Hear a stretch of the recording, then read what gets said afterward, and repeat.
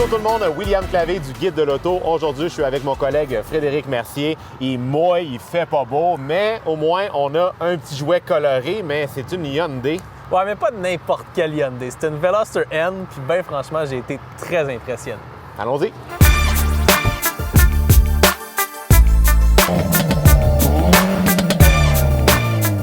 Let's go! Fred, parle-moi un peu là, de ta petite bombe que tu as cette semaine. Ouais, attends, avant, je vais juste mettre ma calotte à l'envers.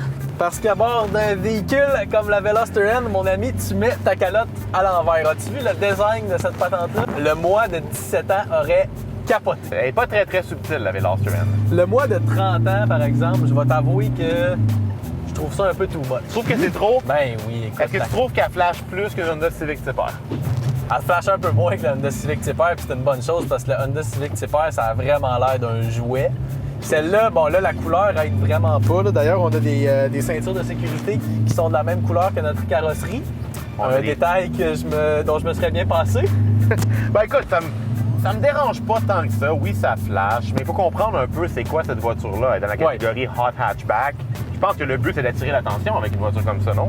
Bien, le but pour Hyundai, c'est de se bâtir une crédibilité, je pense, avec la nouvelle division N. Parce que ça, c'est le premier modèle Hyundai offert en Amérique du Nord qui vient avec cette fameuse division N, qui est nouvelle quand même pour le constructeur. Ouais, on n'a jamais vu, on n'a pas vu de Hyundai à haute performance sérieuse. On sait que c'est très courageux parce que, bon, si on compare à ses concurrents, Volkswagen Golf GTI, Golf R, Civic SI, Type R, même Subaru WRX STI, ce sont tous des véhicules qui ont une histoire, une certaine legacy, des constructeurs qui ont une implication marquée en course automobile, en rallye. Tout un début, tu sais. Tout un début. Hyundai n'a toujours pas d'implication en course automobile, mais on a vu dernièrement avec la Stinger, les produits Genesis, qui sont capables de faire de quoi de bon. Avec la Veloster N, ce qu'on propose, c'est un petit bolide quand même qui a un moteur à 4 cylindres turbo de 275 chevaux. Quand même. 260 livres-pieds.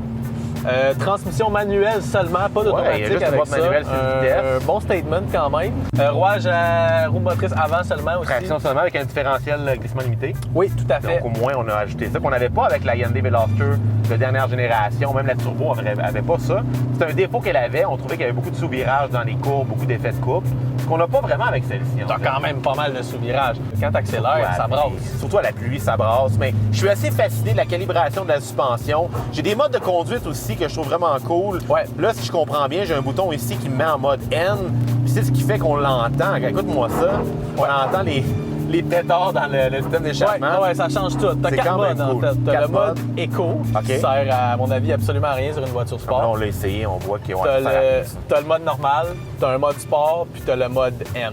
Chacun de ces modes-là va permettre de changer plusieurs paramètres de façon électronique sur le véhicule.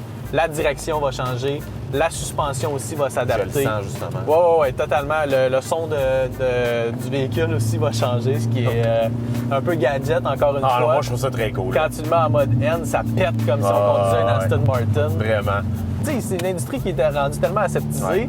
Je peux pas chialer contre le fait que Hyundai arrive avec une Veloster N. Tu sais, pour vrai, là, je la conduis, là, puis elle a tout pour elle au niveau de la performance. Je suis persuadé que je pourrais suivre une GTI ou même une Golf R sur un circuit de course. J'ai un bon moteur, une bonne suspension, une bonne calibration de direction. Donc oui, depuis où est-ce que je suis assis en ce moment, point de vue technique, c'est très réussi comme véhicule. Prix de départ, 35 000 $. Payerais-tu ça pour une Veloster N? Ouais, c'est parce que le problème, c'est qu'il y a un autre véhicule qui s'appelle le Volkswagen Golf GTI sur le marché. Puis il y a même la Civic SI. Il y a du choix. Il y a du choix sur le marché en ce moment. La GTI est moins puissante, moins show-off, entre guillemets. Ouais. Moi, ça serait mon choix. Moins cher aussi. Plus pratique aussi. Plus pratique, un peu gros haillon, t'as raison. Mais écoute, est-ce que à part ces aspects critiques-là, ces aspects rationnels-là, écoutez, si vous cherchez une voiture, à mon avis, si vous cherchez une voiture qui est unique, qui est super le fun à conduire, on ne se tromperait pas avec une Veloster N. Surtout que dernièrement, on s'entend qu'Hyundai a montré son savoir-faire au niveau technique, au niveau fiabilité. Ouais. Donc, je pense qu'on ne se tromperait pas si on achète ce bolide-là. Je pense qu'on peut parler d'une mission accomplie. Tout à fait.